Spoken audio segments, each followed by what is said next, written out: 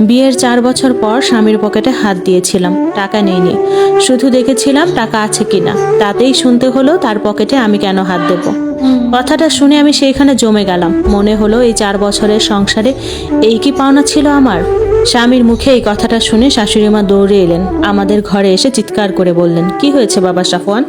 নীরা আবার কি করেছে? টাকা চুরি করেছে নাকি তোর পকেট থেকে? আমি আগেই তোর বাবাকে বলেছিলাম এই ছোট লোকের মেয়েকে ছেলের বউ না করতে, কিন্তু তিনি তো কথা শোনার বান্দা না। কত টাকা নিয়েছে বাবা? শাশুড়ি মায়ের কথা শুনে আমি সাফওয়ানের মুখের দিকে তাকালাম। বিয়ের এতদিন হয়ে গেছে, কিন্তু এখন পর্যন্ত এই বাড়ির একটা সুই পর্যন্ত আমার বিনা অনুমতিতে ধরার অধিকার নেই। রান্নার জন্য চাল, তরি তরকারি, মশলা, তেল শাশুড়ি বের করে দেয়, আমি রান্না করি। তারপর শাশুড়ি তার ইচ্ছা মতো সবাইকে খাবার বেড়ে দেয়। আবার আমার জামা কাপড় আজ পর্যন্ত আমার পছন্দ মতো কখনো নিতে পারিনি। জামা ছিঁড়ে গেলে শাশুড়িকে বলতে হয়, তারপর তিনি এনে দেন।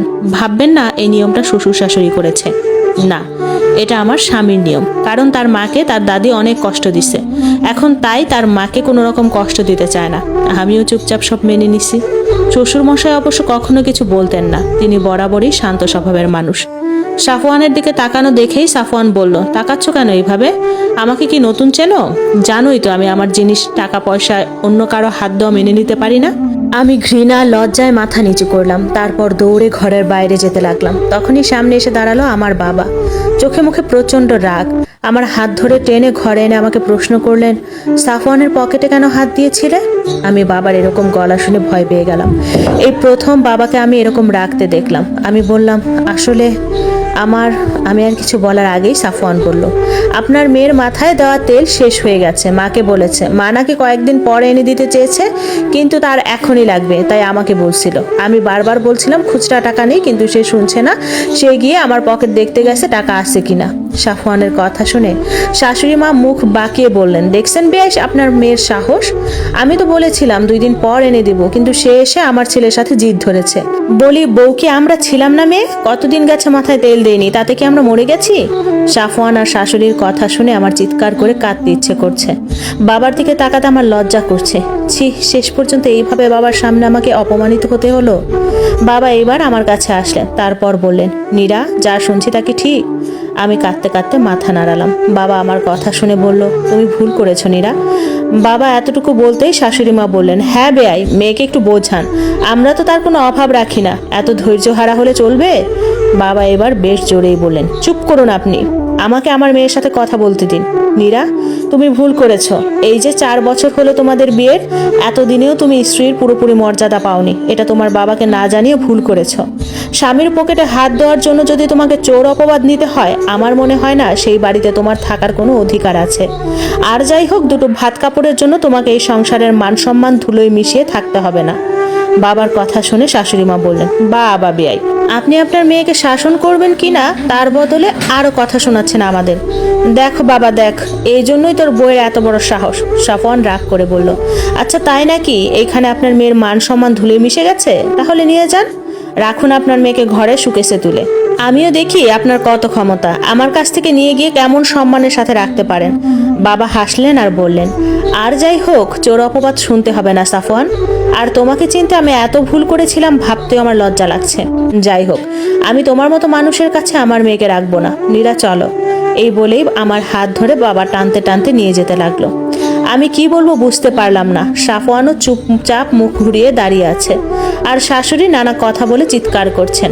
বাবা আমাকে নিয়ে বাড়ির গেট থেকে বের হতে যাবে, তখনই শ্বশুর মশাই এসে বললেন, এই কি বেয়াই, বৌমাকে নিয়ে কোথায় যাচ্ছেন? কি হয়েছে? আপনাকে দেখে এরকম কেন লাগছে? শ্বশুর মশাই এবার আমার দিকে তাকালেন। আমি মাথা নিচু করে দাঁড়িয়ে আছি, চোখ থেকে জল পড়ছে। আমাকে বললেন, কি হয়েছে বৌমা, কাঁদছো কেন? আর এইভাবে বেয়াই বা চলে যাচ্ছে কেন? আরে বাবা, দুইজনেই চুপ করে আছো কেন? কেউ তো কিছু বলো। বাবা এবার বেশ কঠিন গলায় বলে, কি বলবো বেয়াই, আমি তো কিছু বলারই ভাষা পাচ্ছি না।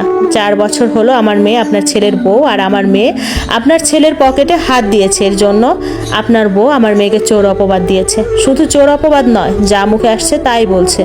আর আপনার ছেলে সে উল্টে আমার মেয়েরই দোষ ধরছে কেন সে তার পকেটে হাত দিয়েছে। আচ্ছা, স্বামী স্ত্রীর মাঝে যদি এতটুকু বিশ্বাস না থাকে, তবে সে সম্পর্কের কি কোনো মূল্য আছে? আমার স্ত্রী শুধু আমার পকেটে হাত দিবে কেন? সে পকেট থেকে টাকাও নেবে। তার দরকারে এই সামান্য বিষয় নিয়ে এত কথা কেন হবে? এইসব নিজেদের পার্সোনাল কথা আমার মা বাবা কেন জানবে? দেখুন বেয়াই, এইসব দেখে আমি আমার মেয়েকে কোনোভাবেই এখানে রেখে যাব না। আমরা মধ্যবিত্ত পরিবার, কিন্তু আমাদের আত্মসম্মান কম নেই। বাবার কথা শেষ হতেই পেছন থেকে সাফওয়ান বলে, তাই নাকি? আপনাদের আত্মসম্মান খুব বেশি? তা মেয়েকে স্বামীর বাড়ি থেকে নিয়ে গেলে সেই আত্মসম্মান টিকবে তো? সাফওয়ানের কথা শুনে শ্বশুর মশাই বললেন, চুপ করো সাফওয়ান, কি হচ্ছেটা কি? উনি তোমার শ্বশুর, ওনাকে সম্মান দিয়ে কথা বলো। আর বেয়াই, আপনি প্লিজ শান্ত হন, ভেতরে আসুন, আমরা বসে সব কথা বলি। নীরা মা, তোমার বাবাকে বোঝাও। বাবা কিছু বলবে তার আগেই সাফওয়ান বলে, না বাবা, ওনাকে এত তেল দেওয়ার কিছুই নেই।